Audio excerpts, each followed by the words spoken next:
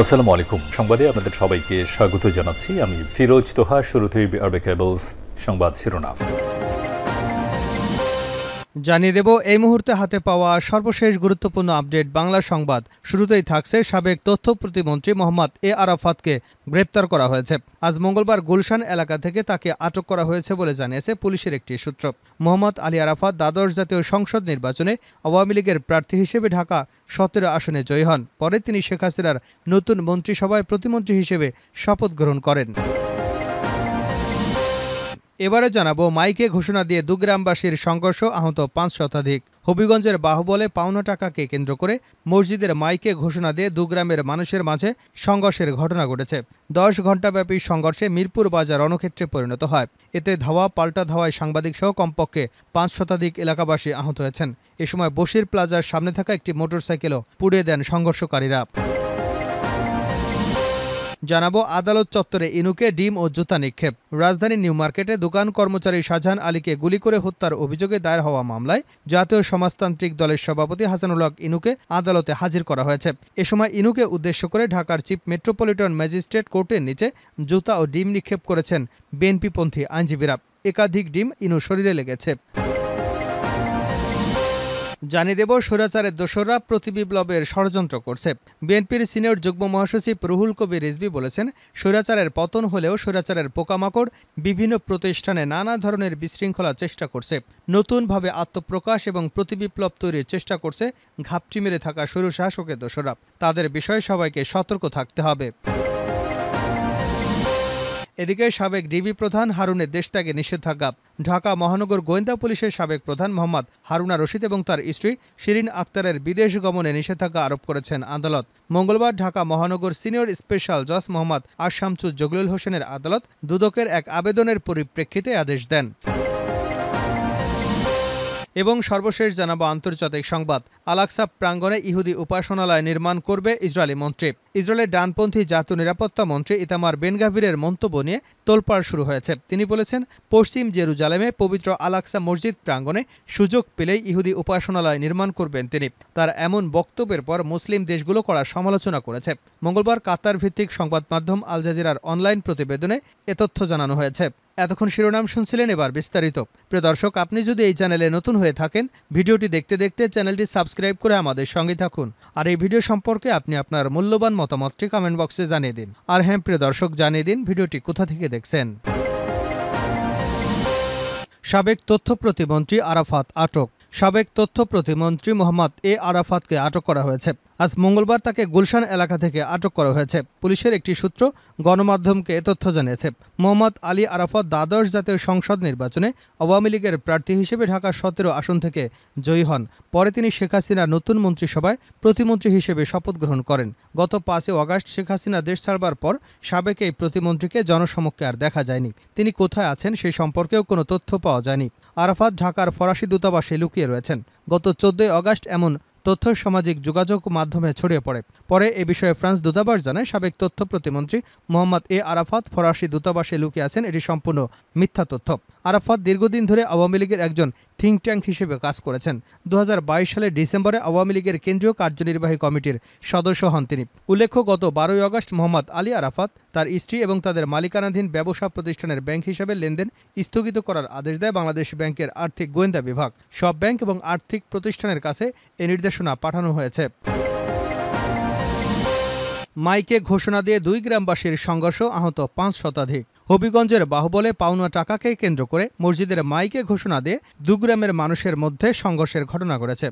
১০ ঘণ্টাব্যাপী সংঘর্ষে মিরপুর বাজার রণক্ষেত্রে পরিণত হয়। এতে ধাওয়া পাল্টা ধাওয়ায় সাংবাদিকসহ কমপক্ষে ৫ শতাধিক এলাকাবাসী আহত হয়েছেন। এ সময় বশির প্লাজার সামনে থাকা একটি মোটরসাইকেলও পুড়িয়ে দেয় সংঘর্ষকারীরা। সোমবার রাত এবং মঙ্গলবার সকালে উপজেলার মিরপুর বাজারে ঘটে ঘটনা। পরে আহতদের উদ্ধার করে বাহুবল হবিগঞ্জ সদর আধুনিক মেডিকেল হাসপাতালে স্থায়ীভাবে চিকিৎসা দেওয়া হয়েছে। পরে আহতদের উদ্ধার করে বাহুবল এবং হবিগঞ্জ সদর আধুনিক হাসপাতাল সহ স্থানীয়ভাবে চিকিৎসা দেওয়া হয়েছে। জানা যায়, সোমবার সন্ধ্যা ৬:৩০টার দিকে উপজেলার মিরপুর বাজারে টাকা পাওনাকে কেন্দ্র করে একই উপজেলার লামাতাসি গ্রামের ট্রেইলার আলফুমিয়ার সঙ্গে বানিয়াগাঁও গ্রামের আকুল আলীর ছেলে আলামিনের কথা কাটাকাটি হয়। বিষয়টি সমাধান করবার জন্য বানিয়াগাঁও গ্রামের আব্দুল শহীদ মিয়ার ছেলে সাদ্দাম মিয়া চেষ্টা করলেও তার উপর হামলা চালায় আলফু মিয়ার লোকজন। বিষয়টি উভয় পক্ষ গ্রামের লোকজনের মধ্যে ছড়িয়ে পড়লে মিরপুর বাজারে উত্তেজনা ছড়িয়ে পড়ে। জহিরুল হক জানান, পাওনা টাকাকে কেন্দ্র করে এ সংঘর্ষের ঘটনা ঘটেছে। পরে মাইকে ঘোষণা দিয়ে বলা হয়, যার যা কিছু আছে তাই নিয়ে বের হন। এরপরই শুরু হয় তুমুল সংঘর্ষ। সেই সংঘর্ষে শেষ খবর পাওয়া পর্যন্ত ৫ শতাধিক ব্যক্তি আহত হয়েছেন। সংঘর্ষের খবর পেয়ে চুনারঘাট উপজেলা পরিষদের সদ্য বিদায়ী উপজেলা চেয়ারম্যান লিয়াকত হাসান, হবিগঞ্জ জেলা বিএনপি, জামাত, স্থানীয় নেতারা লাল প্লাগ উড়ে সংঘর্ষকারীদের নিয়ন্ত্রণে আসেন। সংঘর্ষ শেষ হলে বিকাল ৪টার দিকে সেনাবাহিনী, পুলিশ ঘটনাস্থলে পৌঁছে যান চলাচল স্বাভাবিক করেন।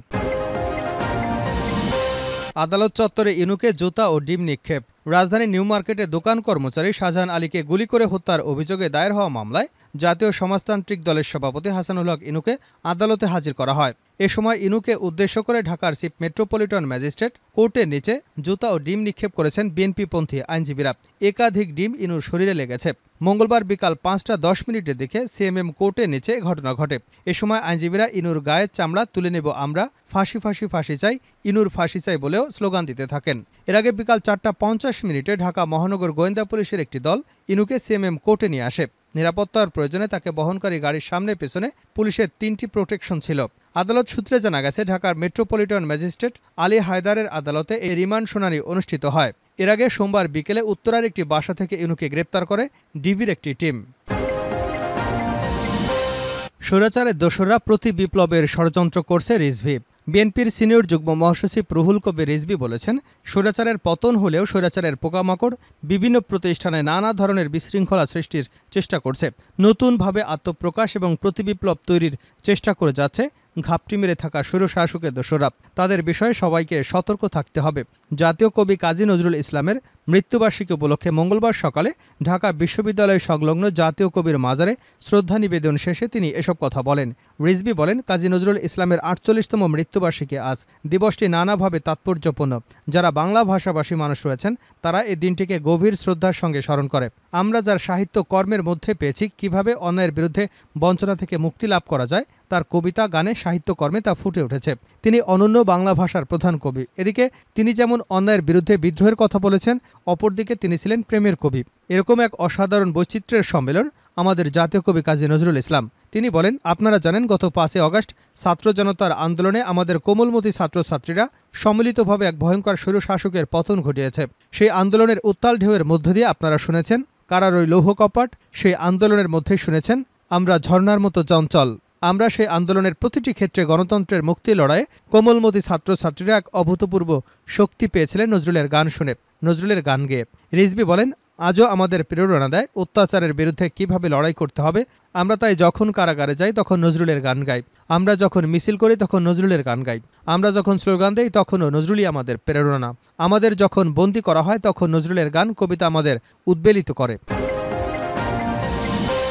শেষ করছে আন্তর্জাতিক সংবাদ দিয়ে। আল-আকসা প্রাঙ্গণে ইহুদি উপাসনালয় নির্মাণ করব, ইসরায়েলি মন্ত্রীর ঘোষণা। ইসরায়েলের ডানপন্থী জাতীয় নিরাপত্তা মন্ত্রী ইতামার বেন গাভিরের মন্তব্য নিয়ে তোলপাড় শুরু হয়ে গেছে। তিনি বলেছেন, পশ্চিম জেরুজালেমে আল-আকসা মসজিদ প্রাঙ্গণে সুযোগ পেলে ইহুদি উপাসনালয় নির্মাণ করবেন। তার এমন বক্তব্যের পর মুসলিম দেশগুলো কড়া সমালোচনা করেছে। মঙ্গলবার কাতার ভিত্তিক সংবাদ মাধ্যম আল জাজিরার অনলাইন প্রতিবেদনে এ তথ্য জানানো হয়েছে। সোমবার আর্মি রেডিওকে ইসরায়েলি এই মন্ত্রী বলেছেন, সম্ভব হলে তিনি আল-আকসা প্রাঙ্গণে সিনাগগ অর্থাৎ ইহুদিদের উপাসনালয় নির্মাণ করবেন। সাক্ষাৎকারে বেন গাভির আরও বলেন, আমার চাওয়া অনুযায়ী যদি সবকিছু করতে পারতাম তাহলে এই জায়গায় একটি ইসরায়েলি পতাকা লাগাতাম। ইসরায়েলি মন্ত্রীর এমন বক্তব্যের প্রতিবাদ জানিয়েছে জর্ডান, সৌদি আরব সহ আরও অনেক দেশ। এ নিয়ে ইসরায়েল সরকারের নীতিমালা নিয়েও প্রশ্ন তুলেছেন অনেকেই। আল-আকসা প্রাঙ্গণ ইসলামের তৃতীয় পবিত্রতম জায়গা এবং ফিলিস্তিনিদের জাতীয় পরিচয়ের প্রতীক। মিডল ইস্ট মনিটরের প্রতিবেদনে বলা হয়েছে, আন্তর্জাতিক একটি দীর্ঘস্থায়ী চুক্তি অনুযায়ী ইহুদিদের আল-আকসায় প্রার্থনা করার অনুমতি নেই। ২০২২ সালের ডিসেম্বরে জাতীয় নিরাপত্তা মন্ত্রী হিসেবে ক্ষমতায় বসার পর আল-আকসায় অন্তত ৬ বার যান বেন গাভির। এ নিয়ে তীব্র নিন্দার কবলেও পড়েন তিনি।